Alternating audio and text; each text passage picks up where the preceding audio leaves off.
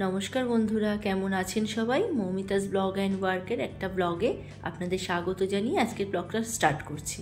আজকে একটা খুব সুন্দর আমি জিনিস দেখাবো, যেটা খুব কম টাইমের মধ্যে একটা হেয়ার কাট হবে। সেই হেয়ার কাটটা কি? হেয়ার কাটটা হলো বাটারফ্লাই হেয়ার কাট, যেটা জাস্ট 5 মিনিটসে হেয়ার কাটটা করা যাবে। যারা একেবারেই কিছু জানে না, যারা হয়তো ভালো করে হেয়ার কাটিং করতে গেলে চিরুনিটা এবং কাঁচিটা একই সাথে ভালো করে ধরতে পর্যন্ত পারে না, তারাও পর্যন্ত এই হেয়ার কাটটা করতে পারবে। আর এটা যদি বাড়িতেও কাটতে চায় কেউ, তাহলেও খুব ভালোভাবে এই হেয়ার কাটটা যদি আমার কাটিংটা দেখে, তাহলেও তারা বাড়িতেও খুব সুন্দর করে কাটতে পারবে। আর এই হেয়ার কাটিংটা করতে লাগে জাস্ট 5 মিনিটস। তা তোমরা একেবারে স্কিপ না করে যদি শিখতে চাও, তাহলে পুরো ভিডিওটা ভালো করে দেখো, সঙ্গে থাকো। চলো তাহলে দেখে নিই কীভাবে আমরা হেয়ার কাটটা করছি।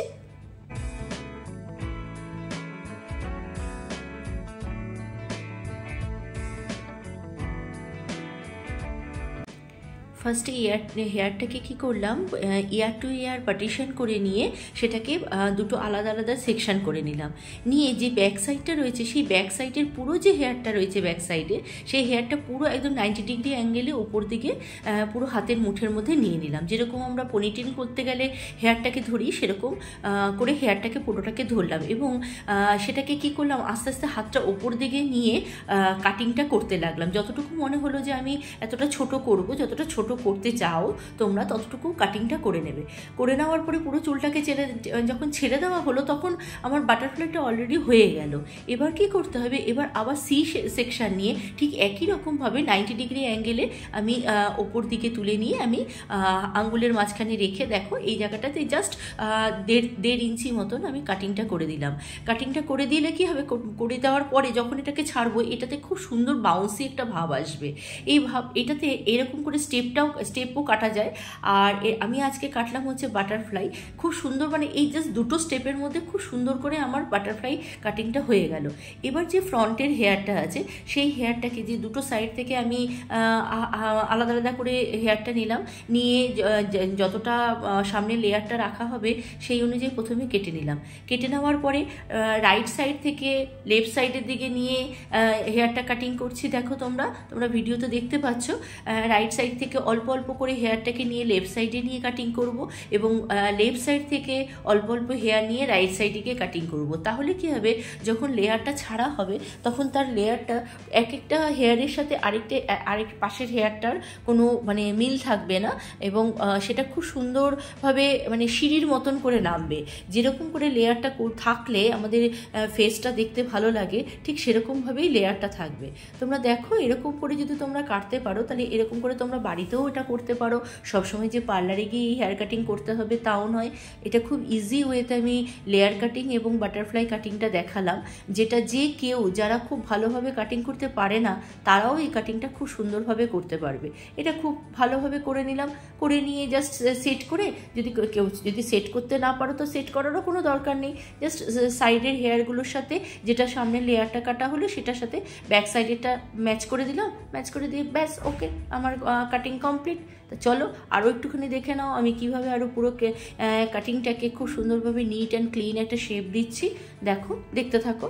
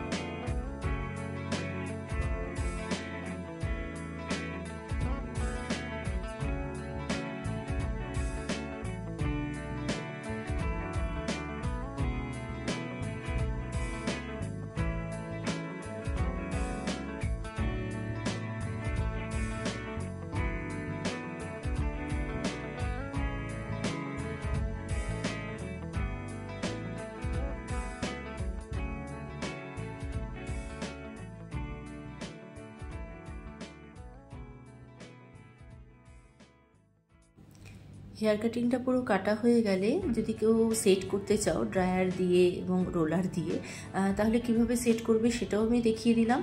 আর যদি কেউ সেট করতে না চাও তাতেও কোনো ব্যাপার নেই, এটাতে জাস্ট যদি শুধু তুমি ব্লো ড্রাই করো তাহলেও চুলটা খুব সুন্দর বাউন্সি হয়ে যায় এবং সেট হয়ে যায়। এটা এমনই কাটিংটা আছে না যেটাতে আলাদা করে খুব বেশি করে রোল করে সেট করার দরকার পড়ে না।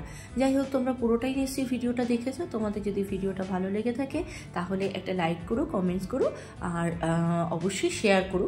আর যদি ভালো লেগে থাকে এরকম ভিডিও যদি তোমরা আরও দেখতে চাও তাহলে একটু সাবস্ক্রাইব করে দিও। তো চলো, আজকের দিনে এইটুকুনি থাক।